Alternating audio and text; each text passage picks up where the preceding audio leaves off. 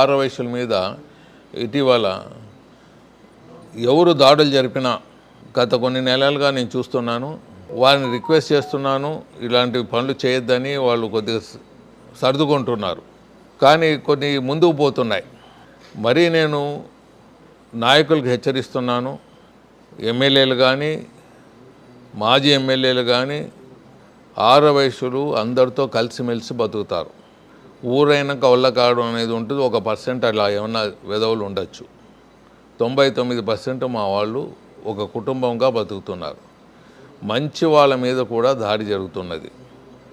అటువంటి మంచి వాళ్ళ మీద దాడి జరిగింది అంటే ఒక రెవల్యూషన్గా వెంటబడి రోడ్లో లాక్కొచ్చి ఆ నాయకులకు బుద్ధి చెప్పే పరిస్థితి వస్తుందని తెలియజేస్తున్నా. ఇది last warning to all the leaders in the Andhra Pradesh.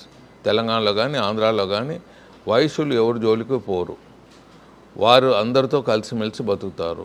అలాంటి వారి మీద, అమాయకుల మీద దాడి జరిగిందంటే మాత్రం రోడ్లో లాక్కొచ్చి వాళ్ళకు బుద్ధి చెప్పే పరిస్థితి కలుగజేస్తాం. Any leader, any level of the leader, ఏ లీడర్ అన్నా కానీ ఆ పరిస్థితులు కొని తెచ్చుకోవద్దని ప్రతి ఒక్క లీడర్కు ఆంధ్రప్రదేశ్లో ఉండే వాళ్ళకి తెలియజేస్తున్నాను. ముఖ్యంగా మొన్న దోన్లో ఇన్సిడెంట్ జరిగింది ఇటీవల. వాళ్ళ ఫాదరు ఎమ్మెల్యే, వాళ్ళ తాత ఎమ్మెల్యే. అటువంటి వ్యాపారస్తుడు స్కూల్స్ రన్ చేస్తున్నాడు. ఆ అబ్బాయి మీద దాడి జరిగింది.